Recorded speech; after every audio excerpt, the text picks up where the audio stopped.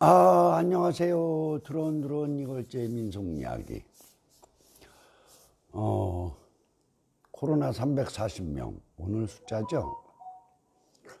저희는 할 수 없이 공주에서 한 분이 발생하기도 했고 해서 이 천수관을 다시 일주일 동안 휴관하고 지켜보기로 했습니다.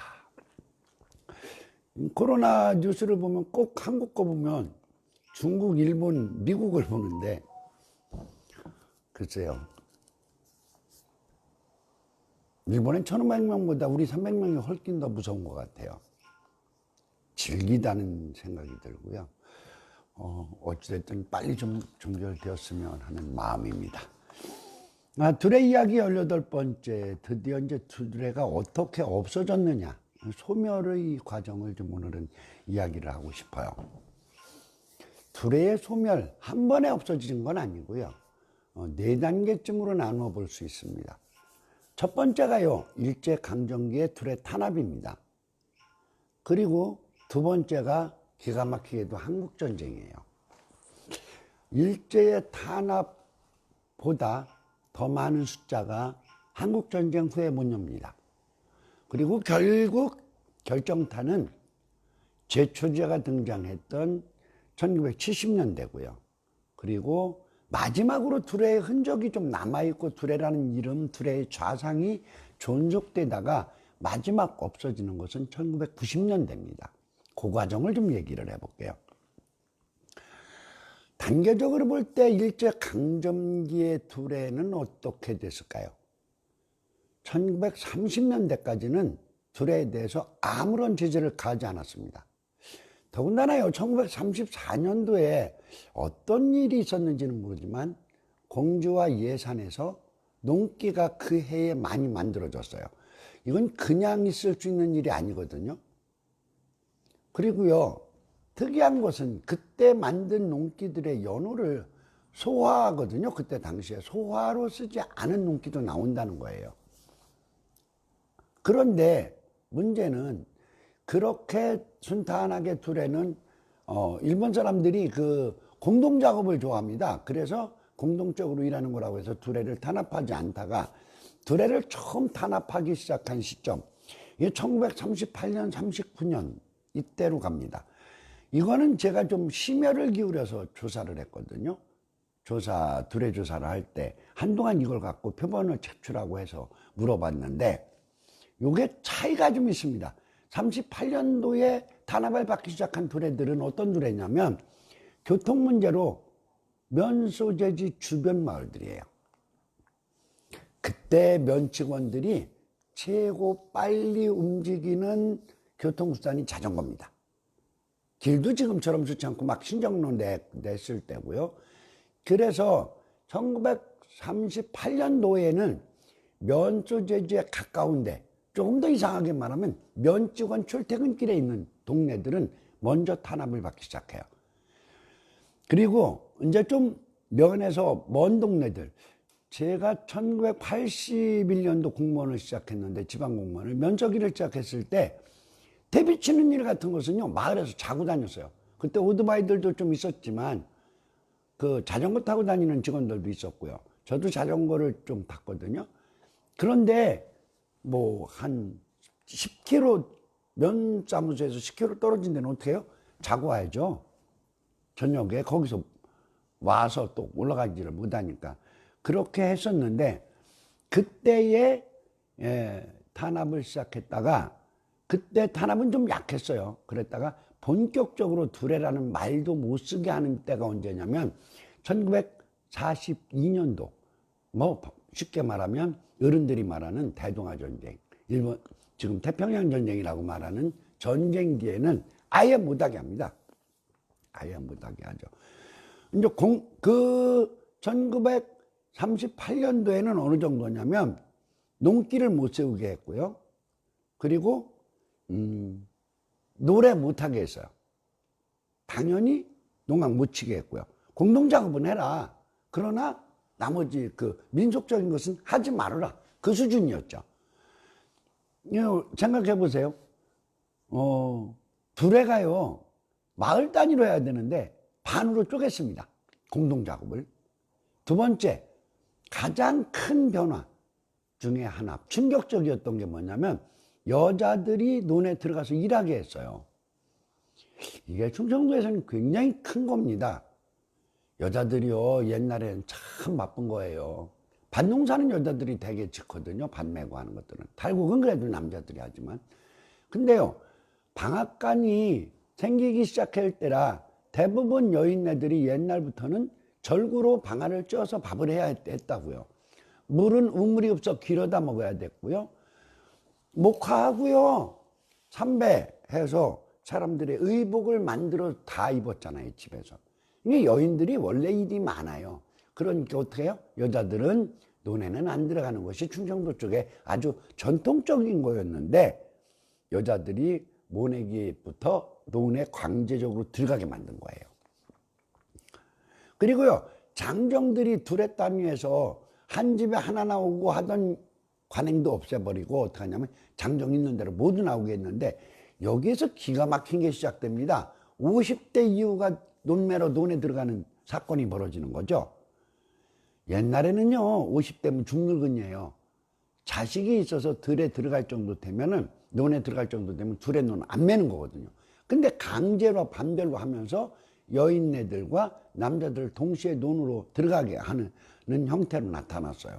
그래서 일제에 대한 반감이 거꾸로 농촌에서 팽배합니다. 그전에는 그렇게까지 뭐 이렇게 의식을 갖고 있지 않은 사람들은 회의 자주 부르니까 그걸 구차나했지만 일제를 완전히 싫어하는 형태가 안 됐는데 그걸 탄압하면서 오히려 반대로 일본을 싫어하는 형태의 기풍이 확 돌아버리는 거죠.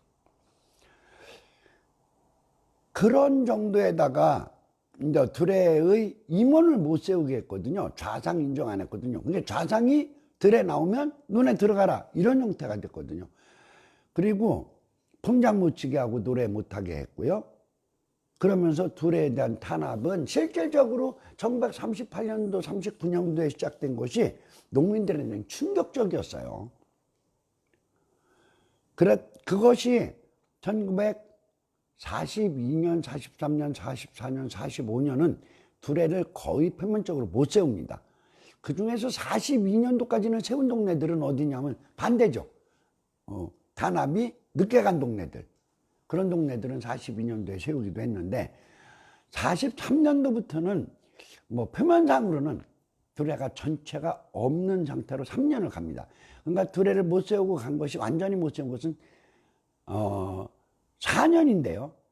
두레라는 이름을 못 쓰게 하고 뭐 이렇게 탄압한 건 4년인데 징용 끌러가서 젊은 사람들 줄어들죠. 그러니까 실제 1938년부터 보면은 7년 동안은 두레가 명맥을 잃어버리는 게 되는 겁니다. 해방 후에요. 물론 두레가 많이 섭니다. 그런데 8, 9%, 9% 정도가 못 섭니다. 표본조사 했을 때 8.5% 나왔거든요. 8.5%가 어떤 동네냐면 들이 넓고 그러니까 일이 많고 뭐예요? 장정이 적어서 그 뭐 둘에 대해서 없어도 개인이 벌어먹는데 큰 무리가 없는 동네들, 그런 동네들은 두레가 없어지는 거예요. 결집력이 약하고. 그러니까 이제 장 쓰는 동네들이 대부분 좀 약하거든요. 농업으로는. 그런데도 못 쓰고 해서 사라졌고요. 그 두레 핍박을 한 것에 대한 서류를 찾고 뭐 해봤지만 서류는 하나도 못 찾았고요. 유일하게 가장 구체적인 적개심을 드러냈던 동네들은 어떤 동네냐면 두레를 못 세우게 하는데 농기를 세우고 두레 세워놨는데 그 농기를 뺏기는 사건들이 벌어집니다. 면사무소로 가져가 버리죠. 그리고 그것들은요, 안 돌려받지 못한 동네들이 있어요. 그게 면적이들 속색인 동네라고 표현할게요, 제가. 면적이들이 아주 그 동네는 좀 이렇게 너무 말 안 들어 하는 동네들은 안 줘요. 그래가지고 농기가 해방 후에 좀 많이 만들어집니다. 지금 만들어진 것들의 연대를 볼 때에 오래된 것들이 해방 후에 만들어진 것들은 농기를 못 찾아온 동네들이 의외로 많습니다. 9% 정도는 없어졌어요. 그 다음에 그러니까 91%는 다시 생긴 거죠. 다시 생겨서 왕성하게 활동합니다. 두레가 더 잘 놀아요. 해방 후에서부터 46년도부터 49년까지요. 그러다가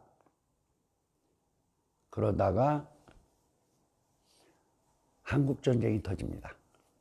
한국전쟁이 6월 25일, 뭐 누구나 다 아는 거죠. 근데 양력 7월 달 돼서 8월 달 그때가 두레 막 세워서 두물, 세물두레, 한물, 두물, 세물두레에서 한물은 했고요. 두물은 못 했을 때거든요. 근데 그때에 내려온 북한에서 대개 경기도 충청도가 백일치하라고 어른들이 표현을 해요. 그때에 내려온 사람들이 100일 동안 여기 통치를 합니다. 근데 이때에 농촌 사이에 굉장한 폭풍이 부는 거죠. 뭐냐면 첫째, 토지는 다 국가 거다. 너희들이 지금까지 농사 줘놨는데 이건 다 국가에다 내고 너는 배급해다 먹어라 하는 형태가 돼버렸거든요. 그래 이것이 구체적인 일들이 됐어요. 벼가 한 마지기당 인후는 몇 포기가 생겼고 이삭은 몇 개가 달렸고를 조사했어요. 그 다음에 뭐예요? 밭공식에서도 콩의 포기수와 꼬투리를 셀 정도였었어요. 그래서 어느 정도 나올 거라는 치가 생기면 못 떼먹게 한다는 거죠. 그러니까 농촌 사회가 한 번에 술렁거릴 수밖에 없어요. 내 땅 가진 사람들이 제일 충격적이었고요. 많이 가진 사람일수록. 그렇게 됐는데 그 충격이 조금 완화된 것은 뭐냐면 그 전에 있었던 토지개혁 때문에 조금은 완화됐지만 그래도 이건 충격이었습니다. 그래서 두레를 세우지 못하죠. 아예 못 세웁니다. 50년도에는 전체가. 그리고 1951년, 52년, 53년에 두레를 세우지 못한 마을이 비율로 보면 3분의 1쯤 됩니다. 3분의 1 조금 못 되는데요. 표본조사로. 세우지를 못하고 한국전쟁기를 갔어요. 그때 이미 제일 큰 문제는 장정들이 나간 겁니다. 장정들이 어떤 형태로 나갔어요? 북한에서는 의용군으로 끌어갔고요. 남한에서는 이제 수복 후에는 군인들을 막 굉장히 영장을 발부해서 많이 갔잖아요. 그러니까 농촌에 젊은이들 부족 현상이 아주 한 번에 심화됩니다. 남북한이 6.25 때에 노동력을 상실하는 부상이나 아니면 죽은 사람들이 남북한 500만, 당시 2천만. 이게 참 끔찍한 숫자거든요. 한국전쟁은 어찌 보면은요, 무기가 발전돼서 그렇지만 이건 지금 세계전쟁사로 봐도 아마 그런 국민적 피해를 본 전쟁이 없을 거예요. 거기에다가 남북 이데올로기가 양쪽으로 한번 당시 휩쓸고 가면서 사람들이 결속력이 깨지죠. 그래서 이때의 두레가 없어져서 못 쓰는 동네가 3분의 1의 반절 정도 됩니다. 그게 표본조사로 했을 때 13.5%가 두레를 못 세웁니다. 그러니까 일제강점기에 8, 9% 그리고 한국전쟁 때 13, 14%가 더해지면서 그때 당시로 이미 4개 중에 두레 중에 하나는 못 세우는 거예요. 이 두레를 마을에 가서 면전로에 마지막 두레를 세웠는가 하는 형태로 어른들하고 얘기를 하다 보면 아주 빠른 데들은 뭐 일제 때 하고는 못했어 이런 동네들 나오고 한국동란 치르고는 못했죠 이렇게 하는 동네들이 나오는 거죠.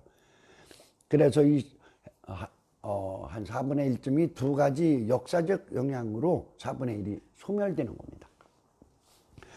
그런데 이제 결정타가 등장하죠. 그게 뭐냐면 제초제입니다. 제초제가 우리나라에 처음에 공주 쪽에서 보급된 연도를 보면은 1964, 65년도에 이사디라고 하는 제초제가 나와요. 이 이사디라고 하는 것이 식물성 호르몬제래요. 그래서 주면은 벼도 포기는 안 벌고 왕성하게 크는데 나머지는 마디가 물러서 죽는 제초제였어요. 이게 나오고 나니까 그런데 뭐를 문에기하고 바로 주는 게 아니에요. 논은 한번 매고 포기가 다 벌었을 때 줍니다. 그러니까 하필 두물, 세물 논매기가 필요가 없어진 거예요. 이걸 누가 많이 먼저 도입했을까요? 대농들이요. 대농들이 먼저 합니다. 그럴 수밖에 없잖아요. 두레에서 내 일꾼이 적어서 논매기 공동작업을 했는데 나는 나간 품보다 많은 쌀을 내야 되는 사람들. 이 사람들은요, 약 사다가 한번 뿌려놓으면 돈이 얼마가 이득이에요. 그러니까 대농이 먼저 사용을 하니까 두레에 두레 쌀을 공급할 수 있는 선이 끊어져 버리는 거죠. 그래서 두레는 진짜 빨리 소멸됩니다. 그때부터. 그래도 완전히 없어지진 않았어요. 그랬다가 온전하게 없어지는 것은 1970년, 71년경에 마세트라는 이름으로 됐을 거예요. 그 상표 이름이고 지금도 그 풀약이 있는 걸로 알고 있는데 이제 뿌려서 가루로 된 것을 이게 좁쌀처럼 생겨갖고 그걸 뿌리면 풀이 완전히 안 나고 벼에는 지장을 받지 않는 풀약이 나오죠. 아주 그거 하나로 두레는 완전히 갈 곳을 잃어버리는 거죠. 논을 안 매니까요. 논을 매는 수준이 공준말로 지심 줍는다는 말이 있어요. 지심. 그게 뭐냐면 세 벌 논매기 한 후에 남은 풀들을 그냥 돌아다니며 뽑는 정도인데 풀약을 주면서 지심 매는 정도로 다 되고요. 그 지긋지긋하던 피도 없어지는 농약들이 나왔으니까 논을 맬 일이 없는 거죠. 그래서 이 시기에 두레는 완전히 소멸됩니다. 공주에서 마지막 여름 두레를 세웠던 동네가 어디냐면 공주시 정안면 대산리 산수말 두레입니다. 대산리가 오지울 두레 있고 고친말 두레 있고 구름뱅이 두레 있고 한 동네가 커서 1, 2구가 4개 두레가 있었는데 그 4개 두레 중에서 앞에 있는 면사무소 쪽에 가장 작은 두레였던 산수말 두레가 1973년도에 마지막 두레를 세운 것이 공주 여름 두레의 마지막입니다. 저희 동네가 72년도까지 했으니까 이 두레가 그래도 저희 동네는 다행히 늦게까지 한 거고요. 그런데 두레가 남아있는 동네들이 있었어요. 그게 뭐냐면 그때는 손으로 모는 심었으니까요. 못날을 잡을 때에 못날 잡기 하고 한 해마다 품짝을 정한다고 그랬잖아요. 두레가. 그래서 두레 품짝 정하는 거하고 해서 봄두레 먹는 풍습은 아주 늦게까지 왔어요. 그 늦게까지 온 동네 중에 하나가 저희 마을 두레입니다. 그러니까 봄두레가 없어지는 과정에서 일제 공동작업이 되면서 두레라는 명칭을 쓰지 않고 이런 것을 행한 모든 동네들은 이장이나 반장, 그 마을 여건에 따라서 그 자연마을이 일개 반식되어 있는 동네들은 반장이 하고요. 그리고 그것이 반이 합쳐져 있는 동네들은 이장들이 그것을 했거든요. 그런데 봄두레를 먹는 중에서 13개 두레는 두레 좌상이, 제가 그러니까 조사한 200개 중에 13개 두레는 좌상이 그걸 유지했어요. 그러니까 두레라는 명칭도 그 동네는 살아있었고요. 좌상도 있었어요.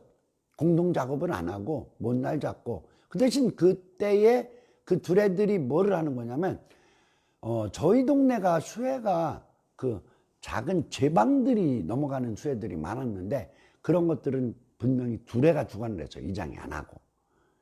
그런 것이 이제 없어지는 마지막. 그게 언제냐면 1997년의 마지막이 봄두레가 있는데 그건 어디냐면 공주시 계룡면 유평리 신곡두레입니다. 유평리 두레는 그게 경천 바로 위에고요. 이게 모내기부터 공동작업을 하면 뇌물두레예요. 그러니까 동네로 보면 좀 작아요. 동네로 보면 호수도 그렇게 많지 않은데 문제는 뭐냐면 그 안에 부자들이 많아서 타동론도 많이 짓고 해갖고 두레가 일이 엄청 많은 두레였었어요. 그래갖고 모내기부터 뇌물두레를 했던 두레가 유평두레인데, 그 유평리 중에서도 이제 신곡두레는 그 두레바탕이 있는 안마을입니다. 근데 이 신곡두레가 마지막까지 봄두레를 먹었고, 그게 1997년도까지입니다. 그러니까 1994년, 5년 저 부자들이 저 이양기를 사서 어떤 동네에 이양기라는 걸로 물을 심는데 하는 얘기들이 나왔고, 1995년경부터 이제 본격적으로 들어오기 시작하죠. 그래서 이제 1996년도 이때는 벌써 이제 모내기가 거의 기계로 되고, 소는 산딸뱅이 눈, 손으로 심는 것은 그런 정도 하다가 96년도부터는 아예 모내기 산딸뱅이 눈까지도 전체를 이양기가 심고 안 하게 되는 거고, 그 영향으로 97년도에 마지막 봄두레가 쓰고 없어지는 거예요. 제가 성장한 마을 율정리의 본동두레 같은 경우는 못날을 잡는 것을 오히려 이제 저희 동네가 양촌두레, 본동두레, 그리고 이제 월봉 흥덕두레 그래갖고 3개였었는데, 봄두레를 먹을 때에 이제 두레 공동 작업이 없어지고 나서 봄두레는 율정 본동에서 다 그냥 같이 먹었거든요. 본동두레 좌상만 뽑았고, 그 김동구라는 분이 그 좌상을 하셨고 그랬는데, 그것이 1993년도를 제가 기록해 놓은 거 보면 93년도에 봄두레 먹은 것이 마지막이더라고요. 사실 봄두레 먹는 날은 그래도 동네 사람들, 애기들까지 다 나와서 밥 먹고 풍냥 치고 놀고 하던 풍습들은 이어졌던 거죠. 그러니까 공주에서, 다른 고장은 이제 두레 조사를 하는데요, 공주시 외에는 소멸은 제가 이렇게 구체적으로 조사를 해보지 않았어요. 그러니까 공주에 한정적으로 말하면 여름두레 공동작업은 마지막으로 된 것이 1973년도 정안면 대선리 산수말두레가 마지막이고요. 봄두레의 마지막은 1997년도 계룡면 유평리 신곡두레가 마지막입니다. 예, 이제 두레 이야기는 이 정도 하면 다 된 것 같아요. 근데 다음 시간에 두레 얘기를 하나를 더 하겠습니다. 뭐냐면 제가 99년도에 공주의 두레라는 책자를 냅니다.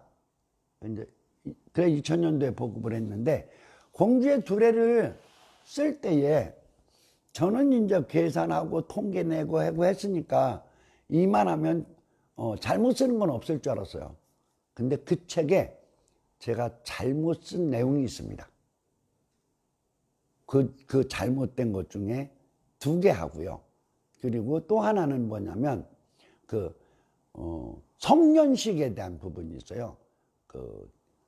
처음 두레 들 때 그 중에 특별하게 했던 성년식하고 해서 마지막 시간은 다음 19번째에서 두레 이야기를 모두 접을 예정입니다. 드런드런 이걸제의 민속 이야기. 글쎄요, 어찌 보면 자꾸 좀 맥이 빠집니다. 솔직하게 말하면. 그렇지만 뭐 여전히 드릴 수 있는 말은 그거밖에 없는 것 같아요. 저는 선제적으로 공주의 뭐 그렇게까지 시청해서 이렇게 얘기를 한다든지 하는 건 아닌데, 이번 주를 비우기로 했습니다. 하늘이 비우라고 하는 것 같아서 여러분도 마음 좀 많이 비우시고요. 그리고 희망과 용기는 잃지 말고 코로나를 잘 극복하셨으면 합니다. 그리고요, 다음 주에 이거 할 때는 다행입니다. 많이 줄었습니다. 그렇게 말할 수 있기를 기대하면서 오늘 이야기를 모두 마치겠습니다. 감사합니다.